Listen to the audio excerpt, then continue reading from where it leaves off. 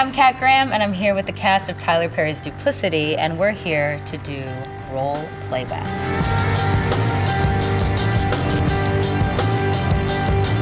None of us have seen the movie. Yeah, not at all. So we are gonna watch clips from the film for the first time. Right now? Yes. Right now. Yeah, I'm excited. Okay. I'm a little nervous too. I'm really nervous. Hold on, who got the popcorn? Yeah. Okay. Roll the playback. Yeah. The city attorney is saying that it's justified, but how many times? How many times have we heard that? Wait, so are you saying there's a cover-up? What I'm saying is that all of the evidence needs to be released to the public. You look so good in that suit, by the way. And the chief and the DA are interested. That's a cool shot. I remember it was so hot this day. Yeah. If they're I don't interested know how you was in wearing the that people suit. of this town calming down, they'll release all they have. How is Fela? Gosh, and Marley just would not give up. No, she would not. Man, You played that so well.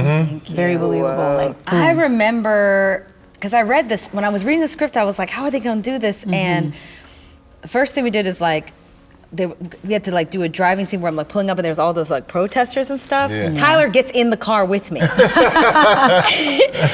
he's in the back with the cameraman directing me. And when I tell you it was like so surreal, I'm like, I'm driving Tyler Perry. Yeah. yeah. And it was like, he's like giving me directions. And you had to drive for real. I had to drive for real. Yeah. Yeah. So I was, I'm like, this is precious car. Whatever happens to me, I cannot let anything happen to this man. And there were like some people that were just like regular people in Atlanta, just like, and just see me driving. You see Tyler Perry. They were like, what's going Yeah. on? That's what I remember from this scene. This looks so good. It turned out Yes, great. I can't wait to see the whole thing. Can we see more? Oh, I know the scene. Oh, I remember this. This is right in front of the gas station.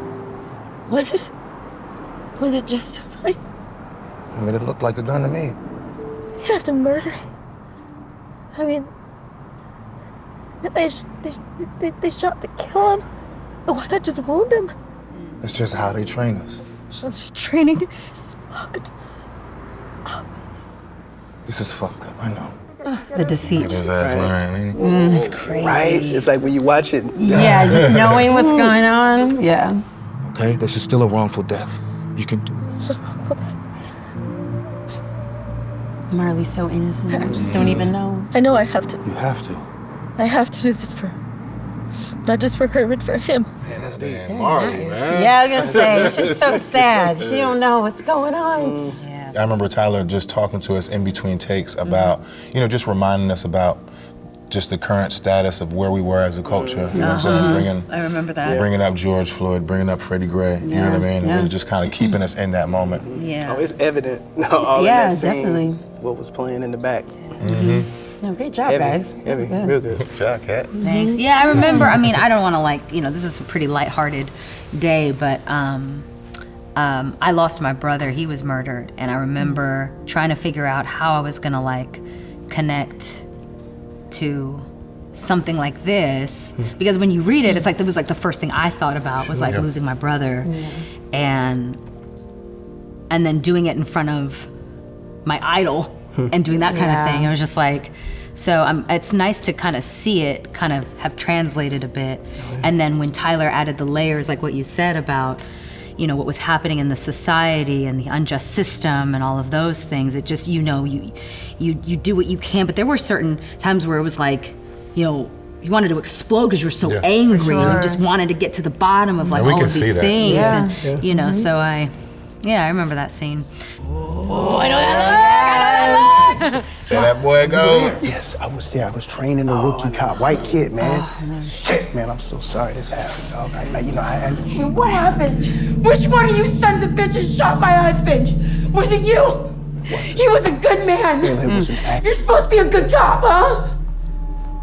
Oh, this scene here. Yeah, that was really.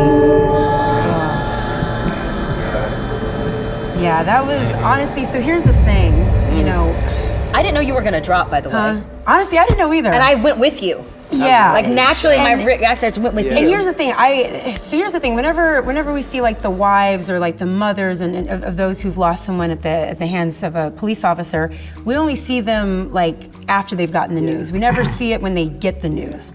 So for me, I was just like, okay, wow. Like I wanted to be able to really give a very authentic performance of what that would look like, because it's like, okay, don't screw that up, but at the same time, it's like all it takes is just to think of a family member or someone that you know, what would it be like if that information came to you? And so I just wanted even though it's obviously very devastating, I wanted the audience to be able to see like what it might be like when they first get the news before the press conference. Yeah. You know, but yeah, that was a lot that day. I love how they pulled back too. Big fan of how the camera work kind of plays into the scene, and that pulled back to reveal all of us. Crazy, Oh, is this at the funeral? I'm burying my husband and you show up here? Fela, I was just telling them that. We got this. Nick and Shannon. And your new station, you guys suck. No. They killed him! The white officer murdered my husband. And this is his funeral. You want to spread the word? Spread the word that no black man is safe in this city. None! And I'm mad as hell. And I won't take this. I won't! Gosh, I'm trying to figure out who's telling the truth and who's lying. It's like you're acting within the acting. Right. It's I was crazy. gonna say, Fela just knows exactly what to say for those little points there. But that one even too, it's like, you know, what would it be like, right? Like you're having your funeral and then you see, in my mind, I thought that would be like the opposing, like, you know, newscast team. And I'd be pissed as hell. Absolutely. Or maybe I would love it. I don't know. Yeah, I mean, the emotions they felt raw, they felt real. It felt like something that we were actually seeing in real time, you know what I mean? So even the choices of what to cover and when to cover it, like you even said in the last piece, we actually got to witness you receive that information in real time, you know?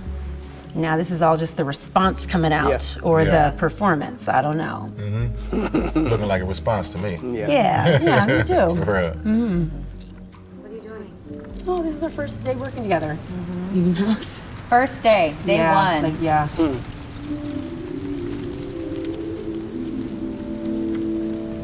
It's crazy how they give you some of the deeper stuff right off the bat. It's not getting emotional looking at it.